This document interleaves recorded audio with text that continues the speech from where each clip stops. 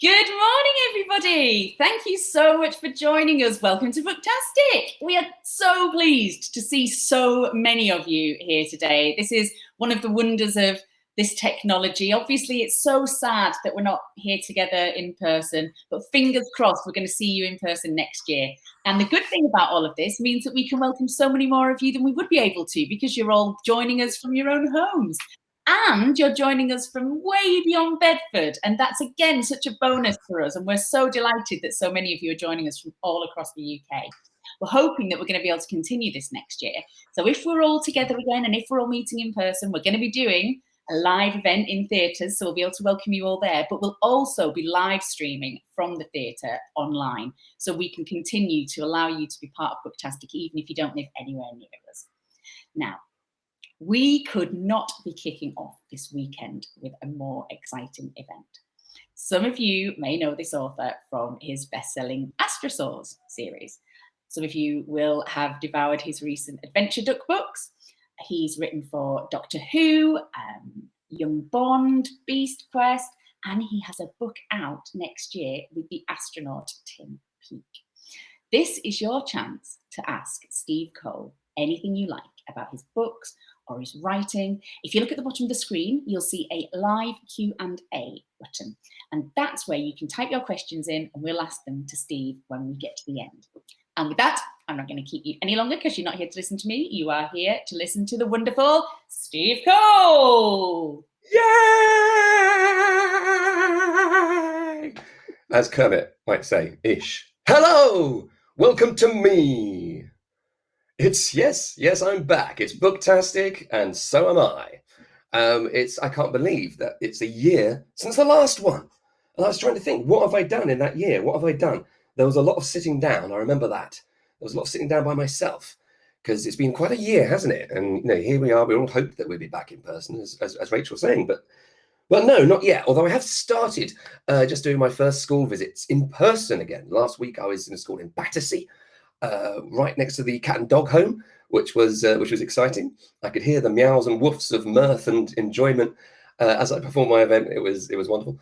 And I just got back from a school down in Kent where I was doing some talks, a lot of talks, and then doing battle on the M25.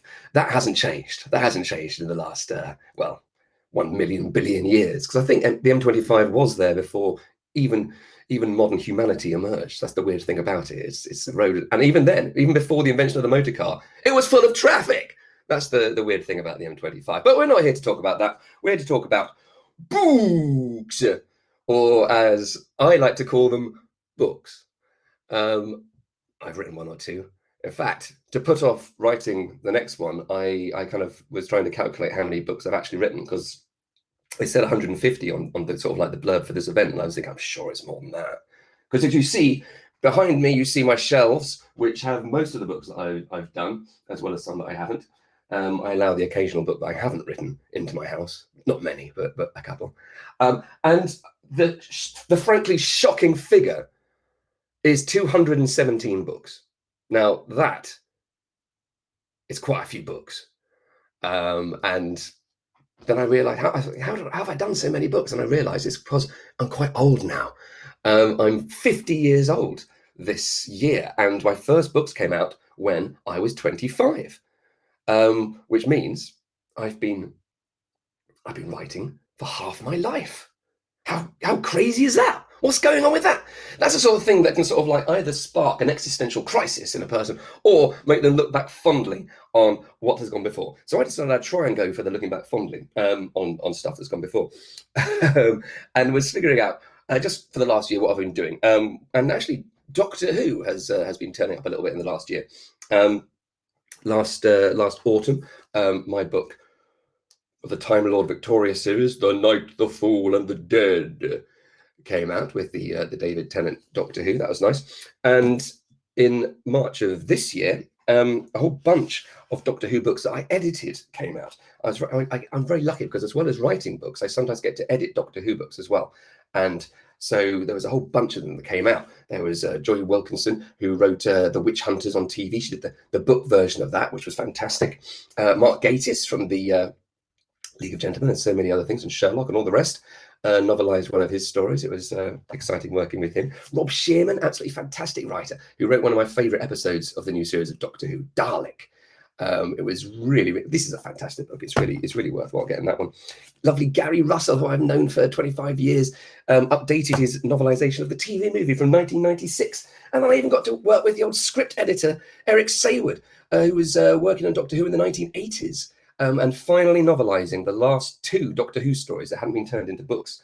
So that was very exciting working with him, because, of course, I was like 11 and 12 when I was watching his stories on TV, and they inspired me. They really inspired me. He was the script editor when I wrote Doctor Who and the Mitex Power. Yeah, that's a Doctor Who book that I did when I was I think I was 11 years old at the time, because there's the Doctor Nyssa and Tegan, which must date it to about 1983. Now, this was my sister Natalie did the cover. I was very kind to give her an illustrator credit, because sometimes people don't always give the. Can you? Ooh, there it is. Can you see that? Look at that cover picture by Natalie Cole. There you go. She's Natalie Delaire now, but she was a Cole back then. And there's me, Stephen Cole, there, right above Mrs. Head.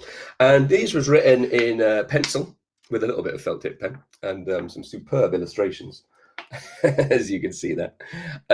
I stressed I didn't write this for just to show to teachers or for anything like that. I did it purely for my own enjoyment. Certainly, reading back over some of it, you wouldn't really know that I was destined for a career in writing. I'll just read you a little extract from chapter 6.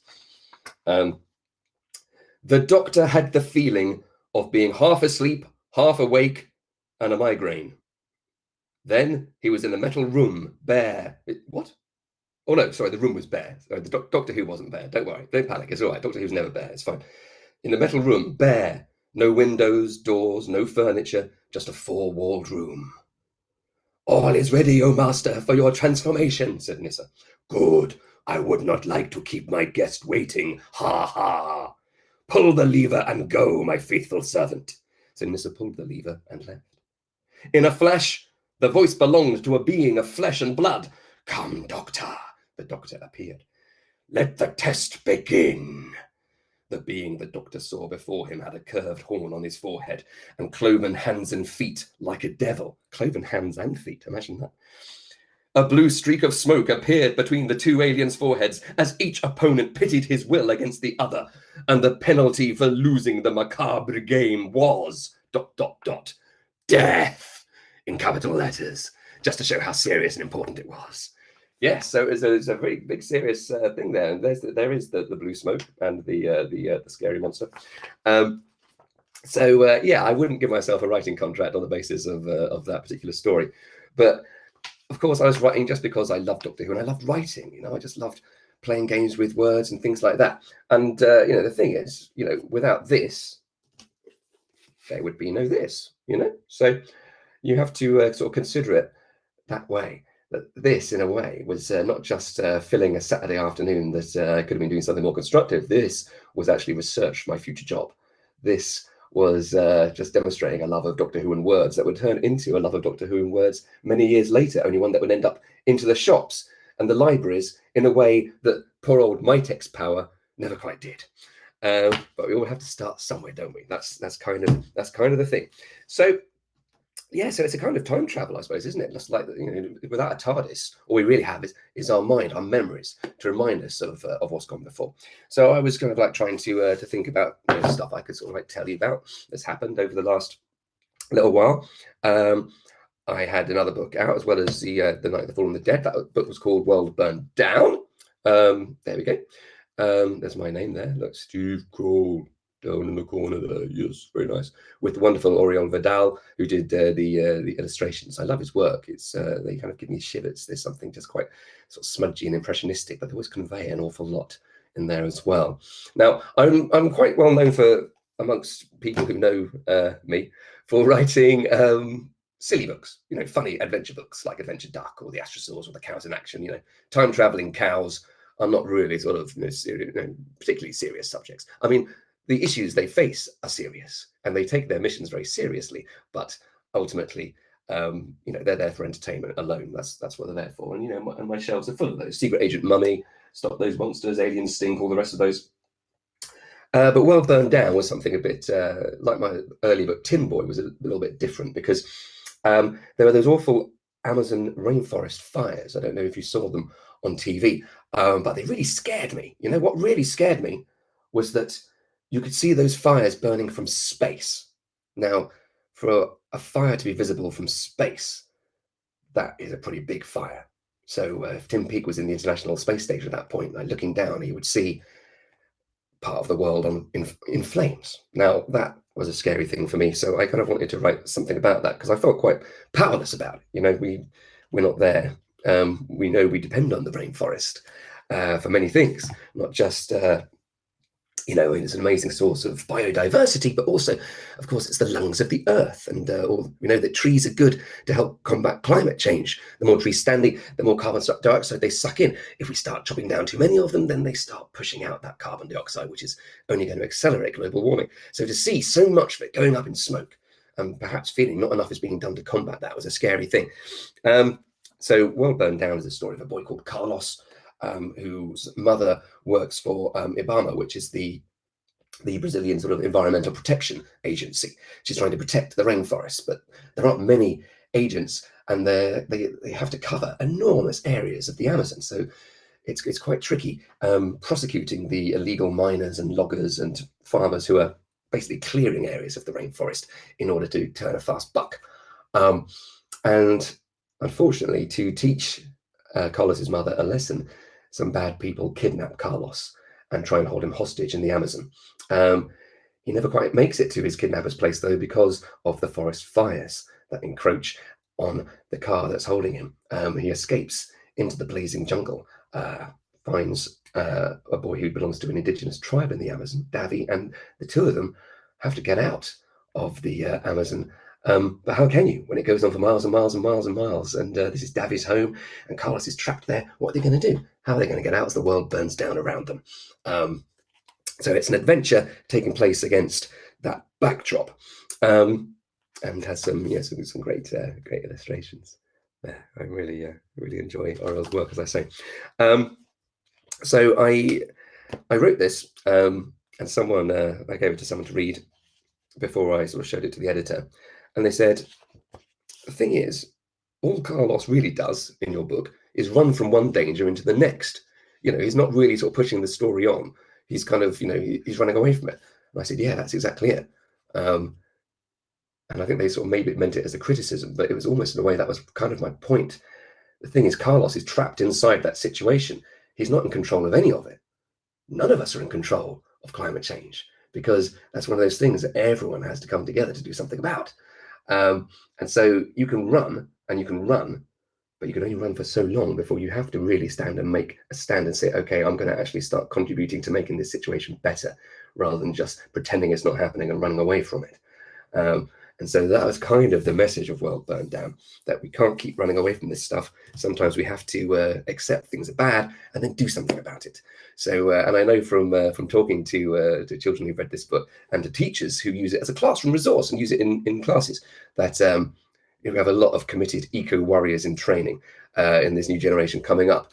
And let's hope they have to do something to clear up the terrible mess that my generation and the generation before that and the one before that have done to this world. So it's hard on them, but to see the energy and the enthusiasm and the commitment there is very, very exciting. So I enjoyed writing World Burned Down, and I enjoyed winning this prize for World Burned Down as well. The Portsmouth Year 5 Book Award 2021 went to World Burned Down. Yay! So that was very exciting.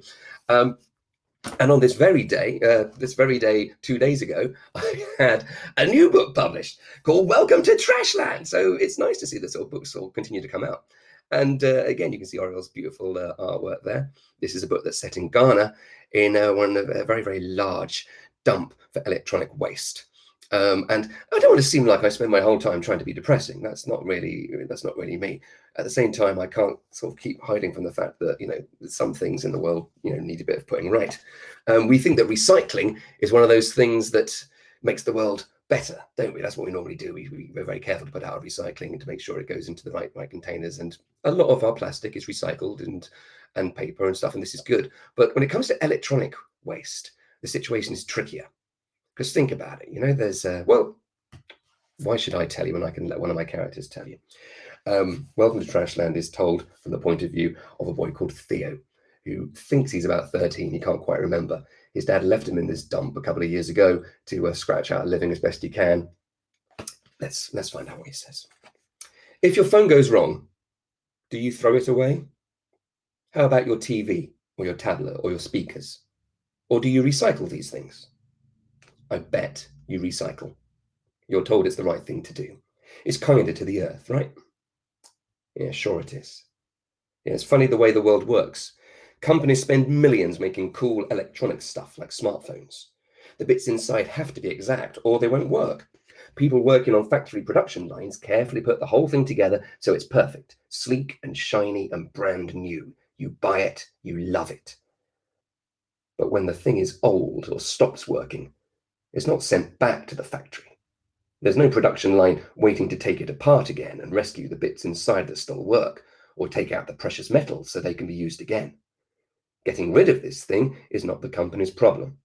They made it real good, and you bought it. It's yours. So if it doesn't work anymore, it's your problem. So you take it to the dump, and you go home, and it stops being your problem. Instead, it becomes ours. Now, I like it best here at night because you can't see so much. There are small fires blazing in the dump 24/7, but I'm in a tiny shack with a sheet over it, which keeps out some of the smoke. I guess I'm lucky because I have a sack for a pillow and some cardboard to lie on. Thing is, I share the shack with 5 chickens, and they are noisy. I guard them for this guy during the night, so he lets me stay in the shack for free.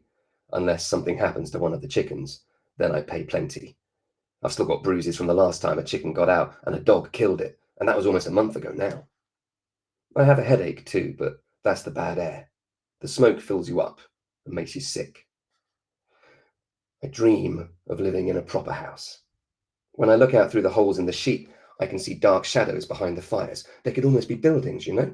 Buildings with no lights at the windows. A shut-up city, all empty. But they're not buildings. The sun rises, big like an orange, spilling bright juice between the clouds, and I wake up coughing. The sunlight shows you what the firelight can't. There are no real buildings out there behind the smoke. There are just piles of trash. Stacks of fridge freezers and dishwashers piled up high, mountains of TVs and hard drives, teetering towers of tires waiting to be burned. The waste stretches out as far as I can see. I'm Theo. I'm 13, I think. I've been stuck here in the mega dump for more than a year, living, working, watching the chickens, waiting. Dad brought me here and then he left. He said he was coming back. He was waving to me and he definitely said it. I guess something happened. Stuff does happen, doesn't it? And some of it's crazy. Like, I bet you never thought that useless DVD player you threw out could end up all the way over here in Ghana, huh? Or that old Xbox 360, or that crappy mobile your friends made fun of. Well, chances are it did end up here. From Europe and America, all the way here to West Africa. I hope you're listening, because this stuff is true. Mr. Ghazi told me, and he knows lots because he runs things here in the dump. Mr. Ghazi is my boss. He organises us child workers. It's not easy because there are hundreds of us kids here, and thousands more who are older, and we're all scrabbling about in the dirt and the muck for the tatty treasures that can bring us the cash we need to eat each day. Mr. Ghazi says we're heroes. We're the ones who are really saving this planet. Because if you bury electronic trash, it doesn't rot away, it stays where it is, and it makes the soil bad. And no country wants to bury that stuff in their own soil, but there are laws to stop people sending away their trash to other countries. Some of the recycling companies get around that by not calling it trash. They call it used electronics instead, and they load up big boats full of it. Some of it ends up in Accra, the capital of Ghana. Some of it can be fixed and sold on. Some of it can't. And if it can't, then it gets dumped here in Agbabloshi. That's a big name, but you don't have to worry about how to say it. I call it home, but you can just call it Trashland. Okay, so that's the first chapter of Welcome to Trashland. And just sets out kind of some of the basic stuff there. Now, when I write books like this, I have to kind of like walk this slight line between telling things as they are, which isn't very nice, but also providing some hope as well, because we don't want to think that our world is without hope, because it's not. That's not the case. And the hope, as always, lies in younger people coming up, learning more, living more responsibly, and affecting change, getting things to change. Just on Thursday, on the very day that Welcome to Trashland came out, a law came into effect, which is a right to repair law. And this is a first step towards something very important, because it means that the companies that build things like the dishwashers, the washing machines, the fridge freezers, it means they have to stock the spare parts to fix those things for at least 10 years. Because there was a time when we were just building things and selling them, and they're expected to break down within 5, 6, 7 years. You'd chuck them out, you'd get another one in, more money for the companies. But now they have to be able to give you the option of repairing rather than replacing. So these things stay in use for longer. And that means, well, it's better for the world, isn't it? Because we can hold on to them for longer. We can repair instead of replace. And hopefully then we can recycle better as well. When these things are broken up, there's still a long way to go, but there is hope. So never think that things are so bad there's not hope, because there is, and there are. And all I'm doing really is I'm not trying to preach to anybody. I'm just trying to put the situation out there, because I was surprised when I learned there were places like Trashland in Agbogbloshie. It's a real place. And I wanted to, hopefully just raise awareness of that fact and maybe make things better over there in some small way. And there were lots of companies working over there, making things better, making better facilities, more places for kids to go. The football field is being put up over there. Companies are building sort of more effective ways of recycling and working with the local people there to make that happen. So good stuff is happening too. Don't think, oh my goodness, it's a Saturday morning and Steve Cole I thought he was going to be talking about flying ducks, doing crazy stuff, and instead he's being all serious. Well, that's enough of that, isn't it? It's enough of that. What we need around here is a song. That's what we need around here. Let's do a song instead. Now, I was talking to you earlier about Doctor Who in the Might Takes Power. So I'm still very fond of this one. Not only that, but Doctor Who in the Auton Attack as well, for the 4th Doctor Who. Check out that, and that nasty Auton down there, who's sort of like blasting things with his little kind of like handgun. Oh yeah, master of action is what I am. Well, when I was around that age, and Doctor Who used to scare me. That's one of the reasons why I loved it. When I was little, I used to have nightmares about Doctor Who because some of those monsters are pretty scary. And I was scared of aliens coming down and invading, and that was a worrying thing. So when something scares you a little bit, it's quite good to poke some fun at it, isn't it, to make it seem less scary. And so when I was 11, I wrote this poem called Aliens Stink, because I'm obsessed with aliens, as you know. And many years later on, if I can just move Space Snoopy and Space Snoopy away a little bit, I wrote a book called, guess what, Aliens Stink, which was based on the song. And so I thought I'd better try and remember how to play that song. And some of you, if you have seen me talk before, you'll know this song.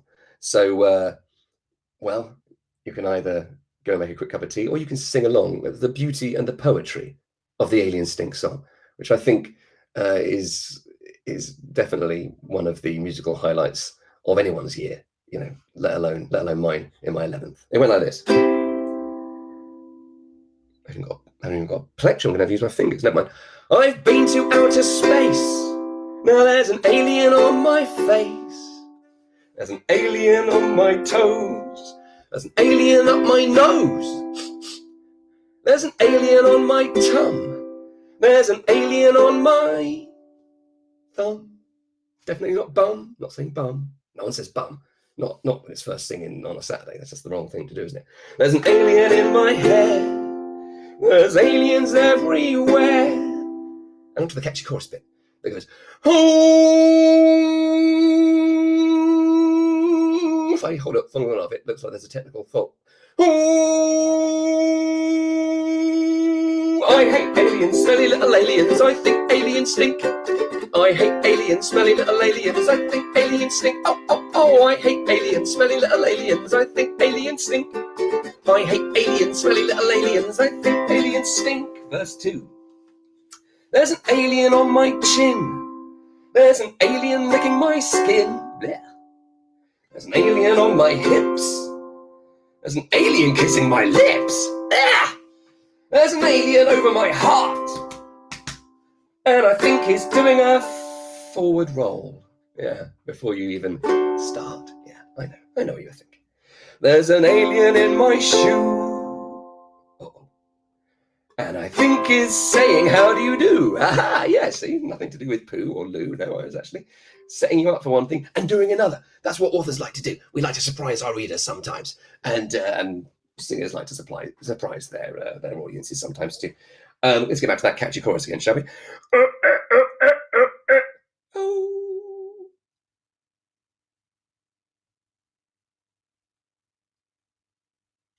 I hate aliens, smelly little aliens. I think aliens stink. I hate aliens, smelly little aliens. I think aliens stink. Oh, I hate aliens, smelly little aliens. I think aliens stink. I hate aliens, smelly little aliens. I think aliens stink. Yeah, I think they probably take offense at this song. I think even now, aliens are like poised to invade Earth because they heard me sing this song and they're determined to say, we don't stink, we wash regularly. What is this? What's this guy on about? I know, just because he's been scared of aliens since he was about 3 years old, there's no excuse for rudeness. That's right. But time and again, aliens come into my work. What can I say? I just have a thing for aliens. Well, you know, the thing for writing aliens. I don't fancy them. I don't fancy aliens because they stink. Remember? You remember that? Yeah.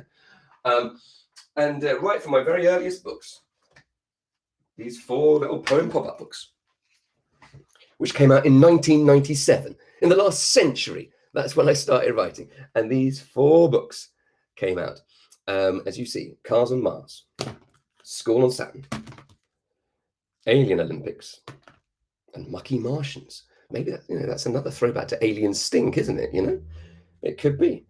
Do aliens wash? Does a monster clean up? I wonder if anyone knows. You'll find out quite fast when you open this book and find yourself holding your nose. Yeah, the poems, to be honest, aren't great. But the great thing about this book is the pop-ups. Yeah, because it's quite good things. Whee! I sort of looked to see if this book was, obviously it's not available anymore because it came out in 1997. And I sort of wondered if I could get any spare copies online. And they were like, yes, the answer was yes, I could get spare copies, but it would set me back £249. Someone thinks that someone's going to prepared to pay 249 quid for a copy of Mucky Martians. Now, if you are prepared to pay 249 quid for a copy of Mucky Martians, don't go to Amazon. Just get in touch with me through BookTastic. I'll set up for 150. For a copy of this. It's fine. It's not an issue. We'll strike a deal. £1.50 possibly. Who knows? It could be. I could be in need of Jaffa cakes because my Jaffa cakes yesterday met with a terrible accident. Look at this. Look at this. I had some Jaffa cakes. I was doing a school visit. And I thought I might get hungry, so I kind of packed a little travel pack of Jaffa cakes, but I put it in my bag where the books go. And I mean, look at this. It's a pitiful Jaffa cake. It's kind of it's quite sad, isn't it? I promised I wouldn't get sad again, but let's have a little moment mourning the Jaffa cake because it's not as good as it was. I mean, I don't even know how to honour this Jaffa cake's life, really, unless it's by going, oh, nom. I'm eating it because I haven't had any breakfast yet. But anyway, yeah, aliens in my work right from the start, before the start. 11 years old, writing alien stink songs. First book's all about aliens. Latest book working on now with Tim Peake. Guess what? Aliens again. That's right. Except this time, the idea came about from the marvelous astronautical head of Tim Peake. The book is called Swarm Rising. Swarm Rising. Yeah. So it's a good ominous title. We were pleased when we came up with that. It was going to be Swarm Nation. Then Tim thought, no, let's make it Swarm Rising. That sounds more sinister. So that's what we're doing. I can show you exclusively, for the first time anywhere, a page from Swarm Rising. A BookTastic exclusive. Let's have a look at a page from. There it is. Admittedly, it's not a very exciting page. For some bookshops are getting a special edition which is signed by Tim and me. One of the things when you're sort of like wanting to be an author, you think, wouldn't it be great to do a book signing and sign my name? Wouldn't that be exciting to actually sort of like, people want me to sign their book. And, you know, don't get me wrong, it's exciting. It is exciting. But you're suddenly faced with a box full of pieces of paper that you have to write your name on. And you just have to go. It takes ages. It takes ages. I've had to sign 1,500 of those pieces of paper, and then like another 500 small little book plates, and another 300 other sort of stickers to go on things. And after a while, you start thinking, "Who am I?" And your signature starts going. It looks like this was signed by Tim Peake and Steve. I mean, you know, Tim is much more organised and sort of like, you know, he's an astronaut. He has to be precise. He's very, very, very precise and exact, and and his signature stays admirably the same throughout. No spoilers, but you know, every copy of the book is pretty much the same signature from Tim. You know, he's done an excellent job. Some of mine, dubious signatures at best, I have to confess. So I apologise if you get one that looks like it's written by Tim Peake and because, you know, it's after a while you sort of just, unless you eat regular Jaffa cakes, you sort of lose the ability. Oh my goodness, this one's even more badly damaged than the last one. Look at that. It's actually been. Can you see that? It's actually been crushed. It's like got a little structural fault in it. Look at that. It's really bad. But that one as well. In case the National Society of Prevention for Cruelty to Jaffa Cakes gets in touch and sees that I've been, you know, swishing him. We wouldn't want that. No one wants that. So, sorry, I'm making myself laugh. That's really rubbish. Just eating Jaffa cakes. See how easily amused I am. This is why I've written so many books, and so many sort of like crazy, silly books. Yeah, it's good to be doing that. What else am I doing? I'm writing some books that are going into schools. That's nice as well. There's a lovely author called Tony Bradman who's done like a zillion books.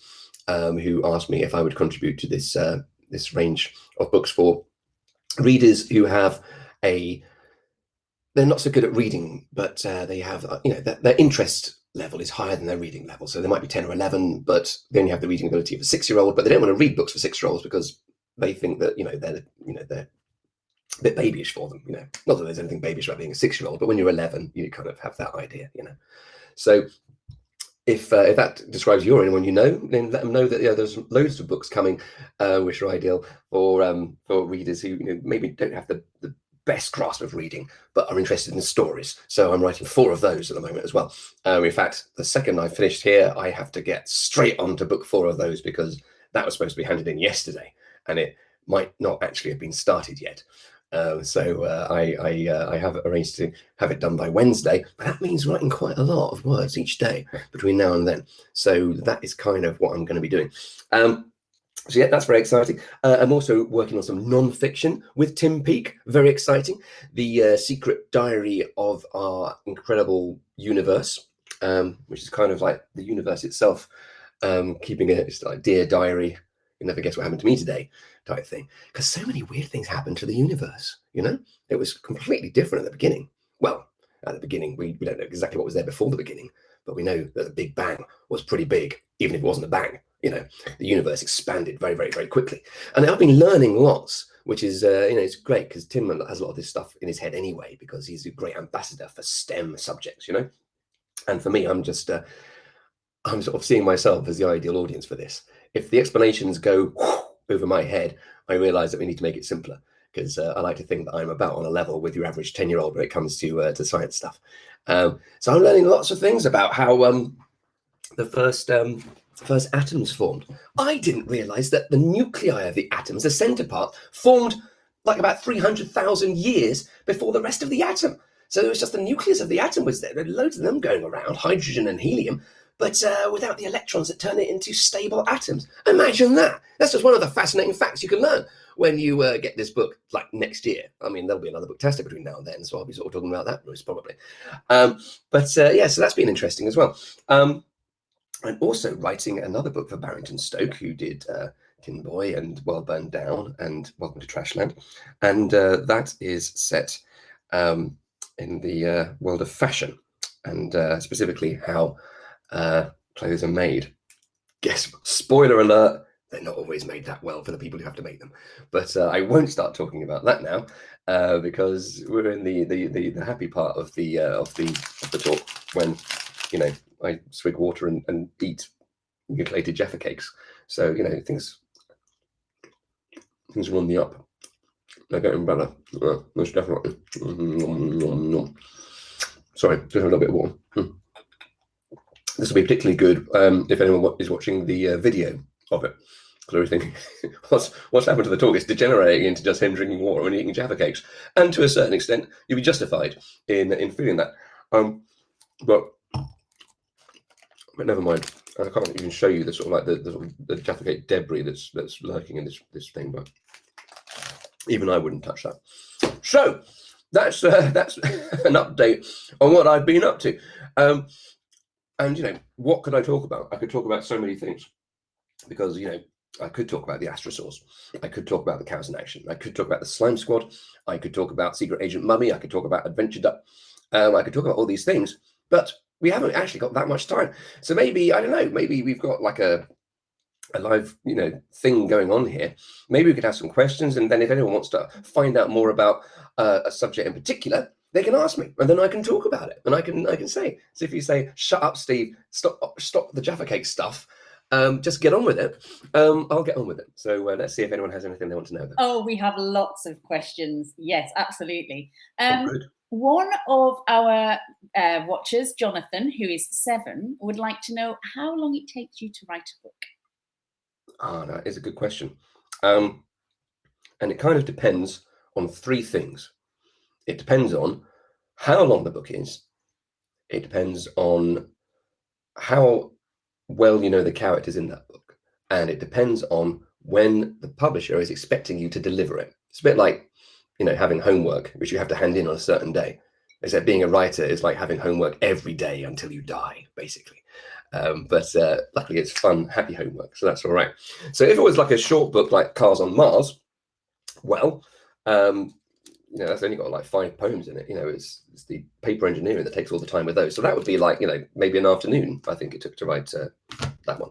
Something like Alien Stink, which has, you know, maybe 35,000 words. That took me probably a couple of months to write.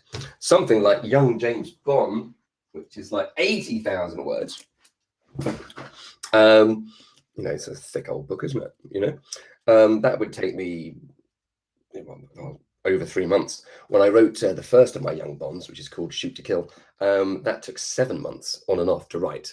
Because you don't just write one version, you see, you have to like, you sort of write it and you hand it into the editor, and the editor reads it and they say, I want to make these changes and change that and change that and change that. And so you go back and you rewrite it, you change that and change that and change that, and you hand it back. And then by that point, another editor's come along and they say, actually, could you also change this, and this? And you go, okay, then you take it back and you change this, and you give it back again. And it slowly sort of changes over time. So you spend more time on it. Sometimes they're big changes, like take out this character. We have too many characters, take that one out. And I'm going, out? Oh, wait, he does that, and he does that, and he's like, what am I going to do? And you think about it, and you think, oh yeah, maybe I could get that character out. And you sort of like, you trim it back. It's a bit like a surgeon, you know, you have to sort of like chop out certain words and then sort of like sew the book back up together so no one can see where the joins were. And so it's a bit like that. So it does take extra time. So yes, 7 months, I think, is the longest I ever took to write a book, being that Bond one. But with the Astrosaurs, I mean, each of the Astrosaurs was, you know, about 10,000 words. And I write about 1,000 words a day, so that would take me about, you know, 10 days to a fortnight to write an Astrosaurs. Ideally, I'd have 3 weeks if I was taking my time on that. That's nice. But, you know, the more I knew the characters, the better I got to know them. Over 23 books, then, you know, I knew them pretty well. I was able to speed up and write them quite quickly. Whereas something like the first book in a series, like the first Adventure Dark or the first Cows in Action, it takes longer to sort of find the right voices for the characters and to see how they get along together. That takes you a little bit longer. So that's a long answer to a short question. But the other factor being when you have to hand it in. If, for example, at the moment, I have a 9,000 word story that has to be written by next Wednesday, that means that I'm writing about 2,000 words a day, every day for the next little while, all the time, while going, ah, and crying. So that's how long that one's going to take me. But, you know, that's how it goes. So, good question. Good question. Brilliant. Well, actually, talking about how well you know your characters, Ben would like to know, who is your favourite character in Adventure Duck, and how did you come up with that character? I think my favourite, I mean, Adventure Duck. For those who don't know Adventure Duck, let's find a copy here from the magical shelf. For those who don't know Adventure Duck, it's the adventures of a frankly cocky duck called AD and his sidekick Neon Zebra. You know, sort of like stripes change from black to pink and orange, and you know, she fires energy zaps from her hoofs and things like that. And you know, AD has Adventure Duck has like superpowers and super strength.